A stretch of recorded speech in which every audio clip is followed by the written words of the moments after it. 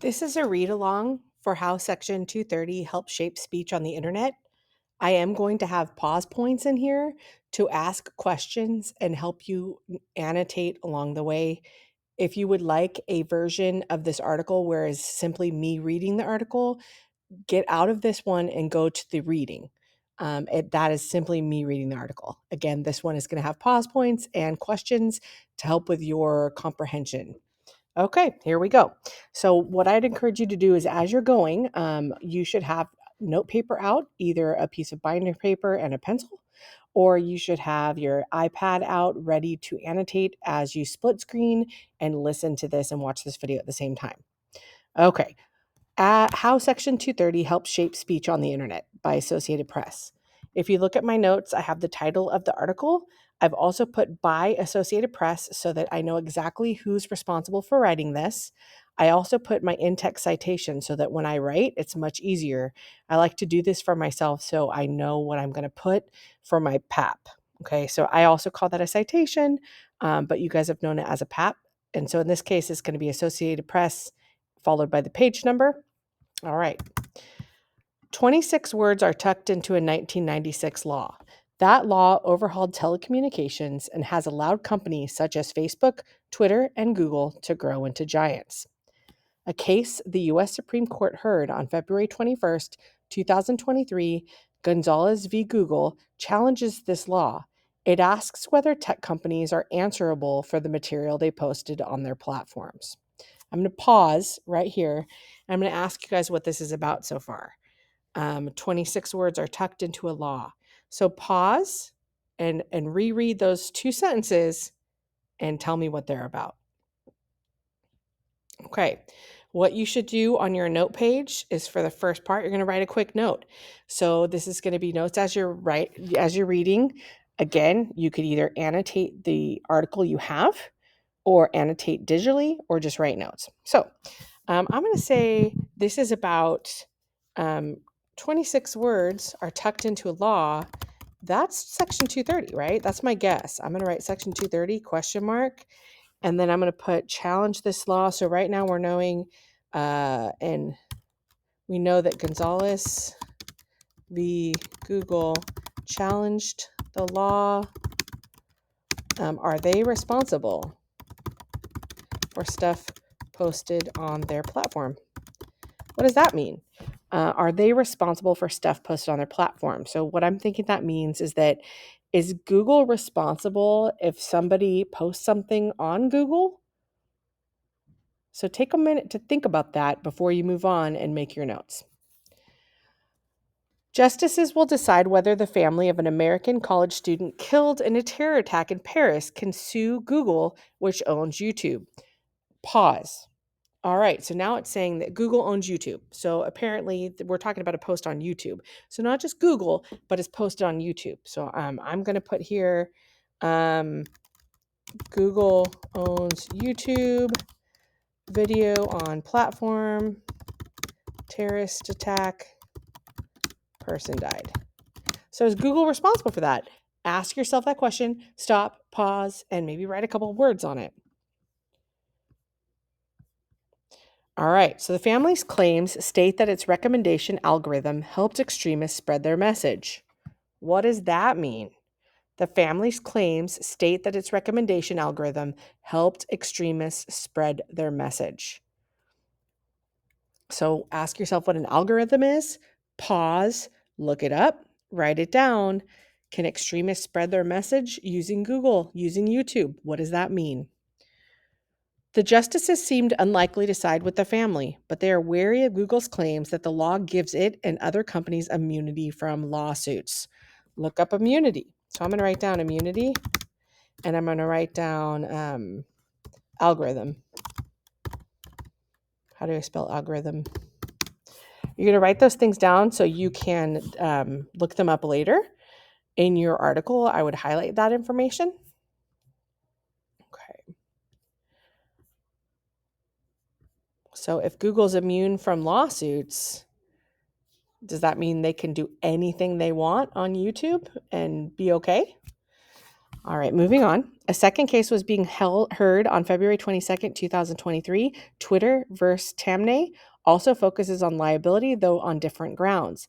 That case involves the family members of a man killed in an Istanbul nightclub attack for which the Islamic group claimed responsibility. The family accuses Twitter, Facebook, and YouTube parent Google of helping an Islamic State group grow by recommending extremist content. The platforms argue that they can't be sued. They said they did not knowingly or in any important way assist in the attack. Let's stop and think about that for a minute. Let's pause. So, liability, you might want to look that up. Let's mark that on our thing. Okay. And then we're saying, let's break this down. The family members are suing because one of their family members was killed in a nightclub attack. An Islamic State group claimed responsibility, and the platforms say they can't be sued. The family is saying that YouTube and Twitter suggested other extremist content. Think about that. I'm not going to give you any more details. I want you to think about that. Think about when you're searching YouTube, when you're on Twitter, when you're on TikTok, and you're scrolling through, what pops up? Is it stuff you're interested in? Is it based on other times that you've searched for stuff? Think about that.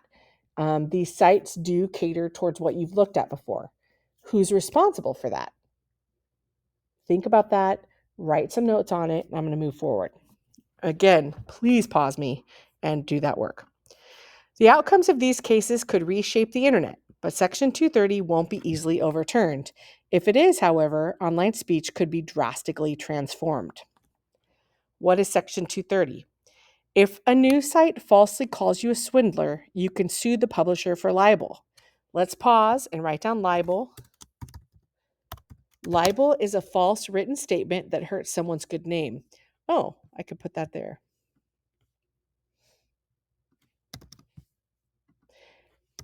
Okay. But if someone posts that on Facebook, then you can't sue the company, just the person who posted it. Just to recap, so can Facebook be sued for something someone posts? So, for example, if a teacher were to go on Facebook and speak derogatory remarks about their district, can the teacher get in trouble? Can Facebook get in trouble? Whose responsibility is it? Think about that, make some notes. This is what this is all about. Section 230 of the 1996 Communications Decency Act is the key condition. It states that no provider or user of an interactive computer service shall be treated as the publisher or speaker of any information provided by another information content provider. That legal phrase shields companies. They may host trillions of messages but can't be sued by anyone who feels wronged by someone else's post. It doesn't matter whether their complaint is true or not. Politicians on both sides of the aisle have argued that Twitter, Facebook, and other social media platforms have abused that protection. They say that platforms should lose their immunity, or at least they should have to earn it by satisfying government requirements. Section 230 also lets social platforms oversee their own services. They can remove posts that, for instance, are obscene or violates the service's own standards as long as they act in good faith. Let's pause for a minute. I want you to think about that sentence. Section 230 also lets social platforms oversee their own services. They can remove posts that, for instance, are obscene or violate the service's own standards so long as they act in good faith. What does that mean? I'm going to put some names into it. TikTok can remove posts if TikTok thinks that the posts are obscene or violates TikTok standards, as long as they act in good faith. What does good faith mean? Is that measurable? Is that specific? Do we all have the same ideas of what good is? Does TikTok have the same moral code as you? What about your grandma? What about your teacher? What about your friend? How do we know what is good? So if TikTok and Facebook and YouTube and so on are making their own rules about this, are their rules different than the other companies? Is that right? Is that wrong? Should they be protected because they're not the ones creating the content? What are they responsible for? I want you to think about that, make a couple notes, and then come back. Where did Section 230 come from? It dates back to the 1950s. Booksellers were liable or legally responsible for selling books containing obscenity, which means the books might have had disgusting content. It is not protected by the First Amendment. One case made it to the Supreme Court, which held that it created a chilling effect to hold someone liable for someone else's content. Pause point. So in the 50s, booksellers were legally responsible if books in their bookstores had curse words in it, or perhaps things that they considered obscene in the 1950s. Let me ask you a question. Do you think people in the 1950s have the same version of obscene or disgusting as people do today? Do you think someone in a bookstore or a library is responsible for the books on the shelves? Where do you think we draw the line? And also, who gets to make those judgment calls? I'm going to move on. That meant plaintiffs had to prove the booksellers knew they sold obscene books, said Jeff Kosseff. He's the author of The 26 Words That Created the Internet, a book about Section 230. Pause point. Right here, it's saying The 26 Words That Created the Internet, a book about Section 230. Remember the beginning of the article? I wondered if that was it. Now we have proof, right? So I'm going to put here copy, and I'm going to say, and Jeff Kosseff's book, whatever his name is.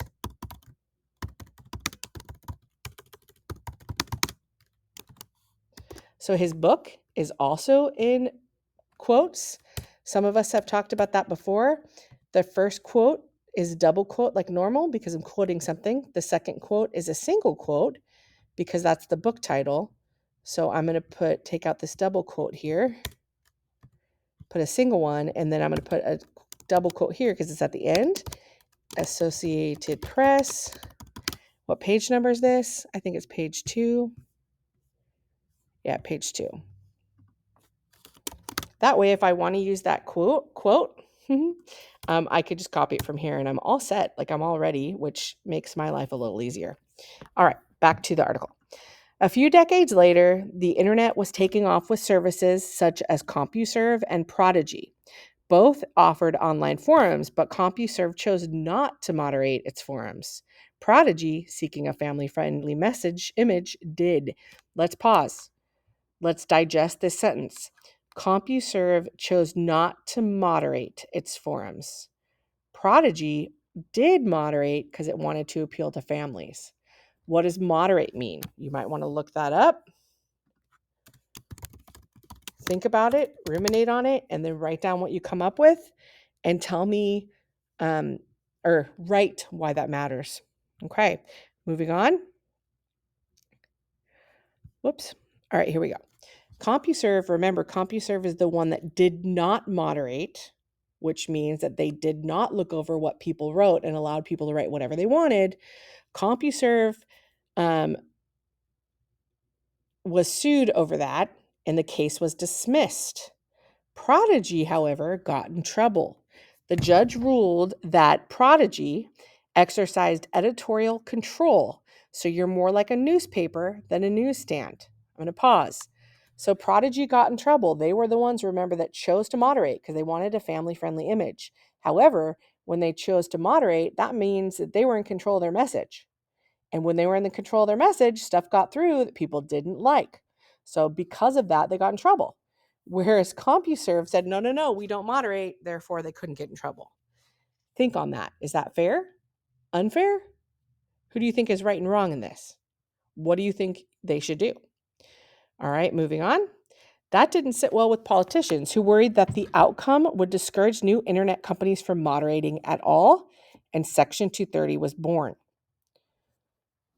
Today, it protects both for user posts and also protects from claims for moderating content, Kosseff said. What happens if Section 230 goes away? The primary thing we do on the internet is we talk to each other. It might be email, it might be social media, it might be message boards, but we talk to each other. And a lot of these conversations are enabled by Section 230, said Eric Goldman, a professor at Santa Clara University in California, specializing in internet law. It says platforms aren't liable for our conversations, Goldman said. The Supreme Court could easily say that platforms are liable for those conversations, he added, and then we won't be able to talk to each other anymore. Let's pause. So Goldman is saying that currently platforms are not liable for our conversations. Meaning, you go on TikTok, you post a video, that's you. That's you and your message. TikTok is not responsible or liable for your message. They can choose to take it off their platform based on their policy people and their patrol of people that determine what is a good or a bad message. But ultimately, it's TikTok that can decide to do it or not do it. And it's your video. So TikTok doesn't take responsibility for it. However, if 230 goes away, it's saying that platforms would be liable for those conversations. So if you're TikTok and suddenly the government says, okay, if somebody posts something on your platform and it says something real bad and something bad happens, you'd be responsible. What does that mean? I want you to pause and think about it. If a platform is responsible for the stuff people say online, what would happen? Pause and write about it and then come back. All right, back to it. There are two possible outcomes. Platforms might get more cautious. If platforms were not immune under the law, then they would not risk the legal liability that could come with hosting Donald Trump lies, defamation, or threats, for example, said Kate Ruane. She's a former lawyer for the American Civil Liberties Union and is now with PEN America. Defamation means damaging someone's reputation. Another possibility is that platforms could abandon moderation altogether. Any change to Section 230 is likely to affect online speech worldwide. The rest of the world is cracking down on the internet even faster than the US, Goldman said. So we're a step behind the rest of the world in terms of censoring the internet. And the question is whether we can even hold out on our own. All right, so I paused a lot. I hope you took a lot of notes. The biggest part of this is I want you to start thinking about what you read in a deeper way. I want you to pause and think about what this means, not just for the article's sake, but in terms of your life, the society around us, and any connections you can make to things that you've read, movies that you've watched. When you start to do this, your comprehension levels will rise because it will start to make more sense in your life. And you'll start to remember the article more. And you'll also start to make connections and be able to write stronger CERs, as well as have stronger discussions with peers and teachers about the topic. So I hope this helped. I hope you have a lot of good notes. And if you need to, start over and pause at the pause points again. And remember to please look up those words. I think that's it for now. I hope this helped everybody.